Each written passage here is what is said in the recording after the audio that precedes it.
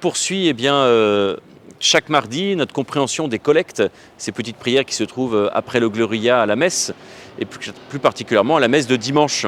Mais aujourd'hui, j'aimerais vous parler de deux oraisons, deux collectes à la fois, parce que nous allons fêter l'Ascension et nous allons fêter aussi le dimanche, le 7e dimanche de Pâques. Alors tout d'abord, l'Ascension. Vous savez bien, l'Ascension, c'est Jésus qui monte au ciel. L'Ascension, c'est Jésus qui monte au ciel et il promet la venue de l'Esprit Saint, le Paraclet, le Défenseur. Si vous voulez, l'Ascension, c'est la fête qui unit le ciel et la terre. C'est, si vous voulez, avec le Christ qui monte au ciel, un peu comme l'Ascension, l'ascenseur, le Christ qui monte au ciel, c'est la terre qui est emportée au ciel et le ciel qui vient vers nous et qui nous rejoint. Et cet échange mystérieux entre la terre et le ciel, entre Dieu et les hommes, cet échange mystérieux s'accomplit par la seule médiation du Christ, vrai Dieu et vrai homme. C'est parce qu'il est vrai Dieu et vrai homme que le Christ peut véritablement monter aux cieux et être assis à la droite de Dieu le Père. Le Christ aussi, et c'est important pour nous pour mieux comprendre cette fête de l'Ascension, le Christ c'est la tête de l'Église et nous sommes le corps.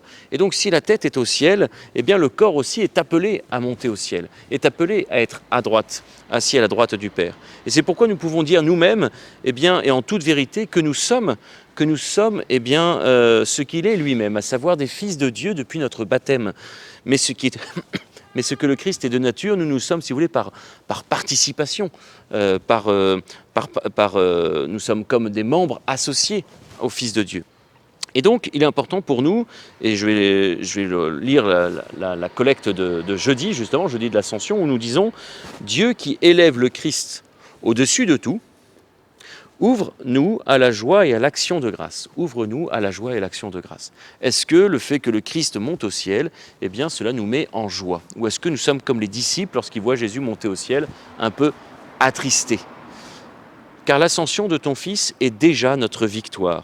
Oui, le fait que le Christ monte au ciel, c'est déjà notre victoire aussi sur la mort, notre victoire sur le mal, notre victoire sur le péché. Si vous voulez, le Christ, par son ascension, a déjà gagné la guerre. Il a gagné la guerre, on est déjà victorieux. Il ne nous reste plus que maintenant à gagner les batailles. Et cette victoire, elle s'appuie sur trois promesses du Christ que nous aurons pendant l'Évangile. Le Christ va nous promettre trois choses. Tout d'abord, il nous promet son retour.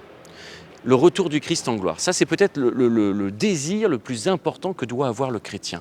Le désir, si vous voulez, le désir de la fin du monde, le désir du retour du Christ ressuscité. Et ce désir-là, on le proclame à chaque messe. Et on le dit même, dans le Notre Père, on le dit dans chacune de nos prières, pour la vie éternelle. Et puis, le Christ nous promet la venue de l'Esprit Saint. Dans 9 jours, ça sera la Pentecôte. Occasion pour le chrétien d'entrer dans cette grande neuvaine de la Pentecôte et de voir finalement quels dons renouvelés un peu dans notre vie, les 7 dons de l'Esprit Saint que nous avons reçus le jour de notre confirmation et que nous pouvons apprendre à renouveler un petit peu dans notre vie. Voilà, qu'est-ce que je vais demander à l'Esprit Saint qu'il vienne renouveler en moi pendant la fête de la Pentecôte, pendant cette neuvaine? Il nous promet son retour, donc, il nous promet la venue de l'Esprit Saint, le Défenseur, le Paraclet, et puis il nous promet aussi notre divination. Qu'est-ce que ça veut dire? Si vous voulez, au moment de l'Eucharistie, par exemple, le prêtre, au moment de l'offertoire, il verse 1 ou 2 gouttes d'eau dans le calice rempli de vin, et il dit cette magnifique phrase « Comme cette eau se mêle au vin, pour le sacrement de l'Alliance », donc le sacrement de l'Alliance qui est l'Eucharistie, puissions-nous être unis à la divinité de celui qui a pris notre humanité. Nous avons ce désir, si vous voulez, d'être unis à la divinité du Christ, c'est-à-dire d'être avec le Christ. Et cette divinité, c'est ce que le Seigneur nous promet. Nous sommes invités à contempler le Christ pour découvrir peu à peu que là où est la tête, le Christ, là aussi sont les membres. Nous sommes appelés à être au ciel. Ainsi, l'ascension du Christ, c'est aussi la nôtre. Et j'aimerais aussi poursuivre un peu cette méditation avec la collecte de dimanche prochain, le 7e dimanche de Pâques, où nous disons « Entends notre prière, Seigneur. Nous croyons que le Sauveur des hommes est auprès de toi dans la gloire. » Nous proclamons l'ascension finalement. Mais fais-nous croire aussi qu'il est encore avec nous jusqu'à la fin des temps, comme il nous l'a promis. Souvent, dans notre vie, il se peut que nous doutions de la présence du Christ. Souvent, dans notre vie, il se peut que nous doutions de cette présence et de cette action de Dieu. Voilà, le Seigneur nous a promis d'être avec nous jusqu'à la fin des temps, mais est-ce qu'il est vraiment là? eh bien peut-être que nous pouvons, en cette fête de l'Ascension et en ce dimanche, 7e dimanche de Pâques, nous pouvons demander cette grâce de la foi.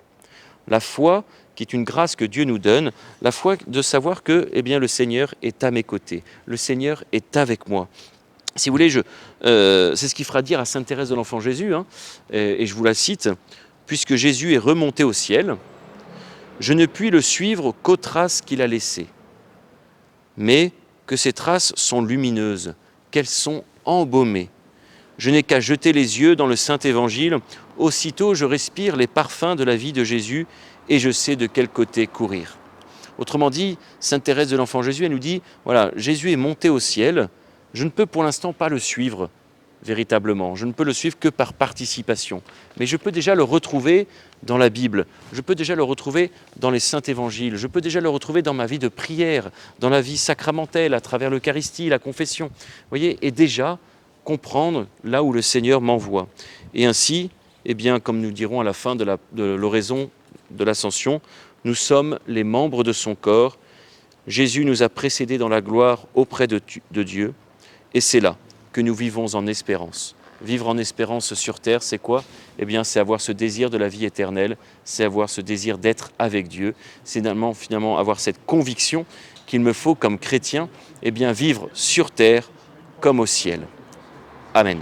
Eh bien, je vous souhaite une bonne journée et à très bientôt.